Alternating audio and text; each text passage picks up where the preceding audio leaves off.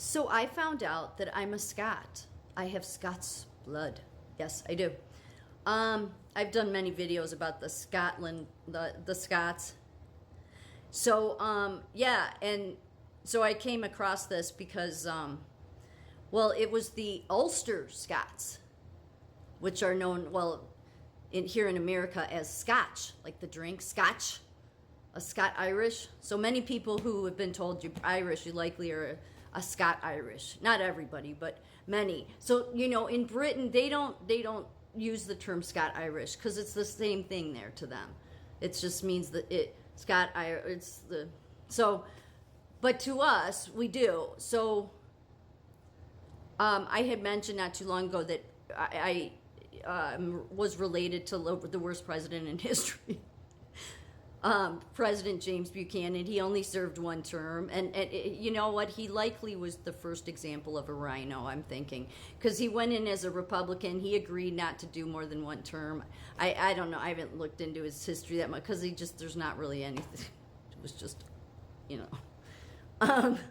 But then he became a Democrat, so he maybe is what brought the rhino thing on the scene. Who knows? I don't know. I'm just guessing. But he was this. He was my Ulster blood is my most priceless heritage. He was an Ulster Scot. So so the Ulster Scots, they primarily migrated to the Appalachian region. And they were all about fighting for the revolution. They were all about the independence, all that. So many of them came here. They were for the religious, because of the religious persecution. They were, you could say, lower class than like your Puritans and ones that came before them. Than like your Mayflower. The Mayflower, those people were a little bit more high. So when the Ulster Scots came in, they were a little different. Yeah, this just explains me so much. There's a book you can look into them called Born Fighting. Because that's what they do. They just, they don't believe in, I'm going to sue you because of defamation or because of a physical fight. They just get into the physical fight, whether it's with their kin or whoever. It's in their blood, and then they're over it. So they're known fighters. Not because they're a gang or out looking to fight with people. It's just that it's just in their blood. They're different. They're fierce, independent, toughness mountain men. They're your hillbillies. Some people think, it's a derogatory term. I don't look at hillbilly as a derogatory term. I know it's used that way, but my dad was a hillbilly. Not this hillbilly, but he was, he himself said he was a hillbilly. And what's interesting is they have a special dialect. Yeah, I haven't looked that much into it, but their Scottish dialect is rather unique. So I can't really say much about that because I haven't looked too much into that. But I'm mentioning that because, my dad, was a hillbilly. He's instead, people say wash your clothes. He says wash. Because it's the hillbilly. That's what he would always say. It's the hillbilly. So this is what they do with their neighbors, the Ulster Scots.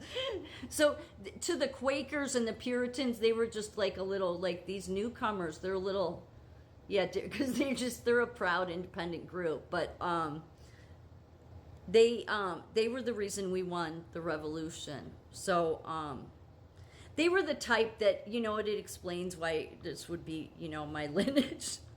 Why they're fighters and they won't back down when they're fighting for something they believe in.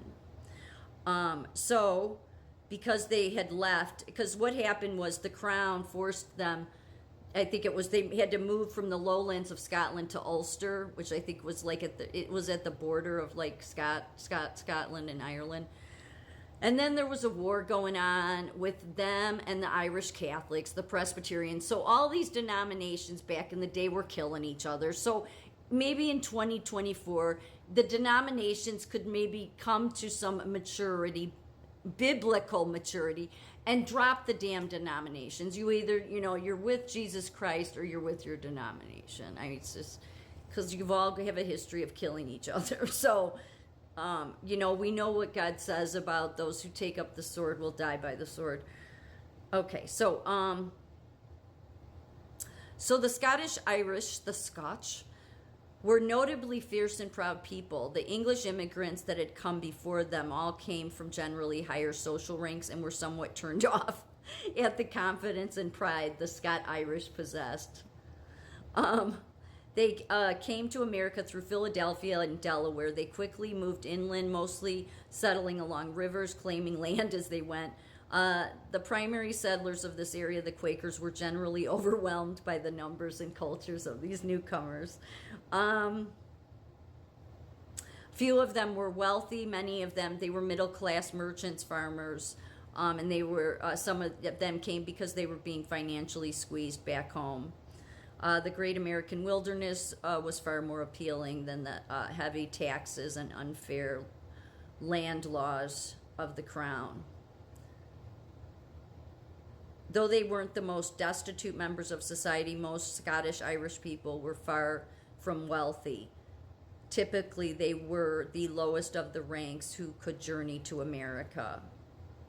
The peak periods of the Scottish Irish migration to America occurred between 1718 and 1774.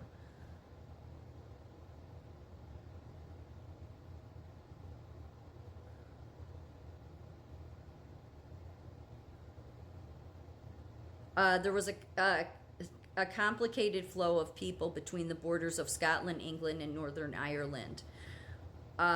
Scotsmen were moved by the order of the Crown from the border region and settled in Northern Ireland. They were later forced out of Northern Ireland, and many came to America. In contrast to the Scottish Highlanders, the Scottish Irish were generally ardent supporters of the American independence from Britain in the 1770s. So I don't see how you Highlander clans can call yourself Scots. The true Scots, the Scots stand up for what's right. But some of you, like some of you that are globalists, God, I don't know how you see that as Scots, that you have Scots blood. Just saying. The Ulster Scots were known for just telling you like it is. Okay, anyway. In Pennsylvania, Virginia, and most of the Carolinas, support for the revolution was practically unanimous. One of the Ulster Scots officers said, quote, "Call this war by whatever name you may, only call it not an American rebellion. It is nothing more or less than a Scotch-Irish Presbyterian rebellion."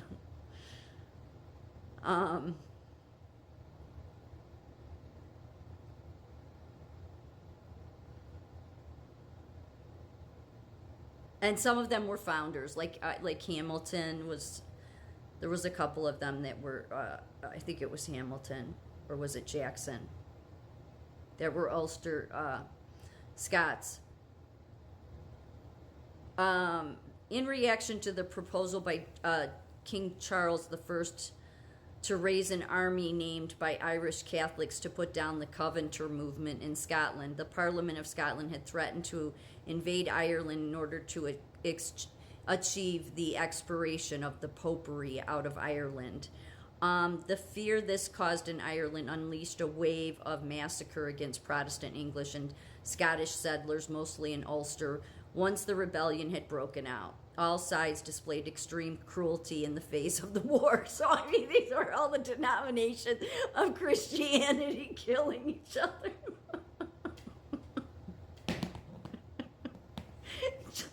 So, you know what? Just drop the damn denominations. How about that? I mean, you guys have all been killing each other throughout history, so stop acting like any of you understand Jesus' word. Okay, anyway. All sides displayed extreme cruelty. Figures, I'm sorry. So anyway, so this is why many of them fled to America and then continued their denomination. Yeah, maybe it's time to drop the denominations. But it is the Ulster Scots for why America won the revolution. They were fighters. They knew how to stand up for themselves, and they don't back down. So that explains. I'm a Scotch. Maybe you are too. A Scotch Irish.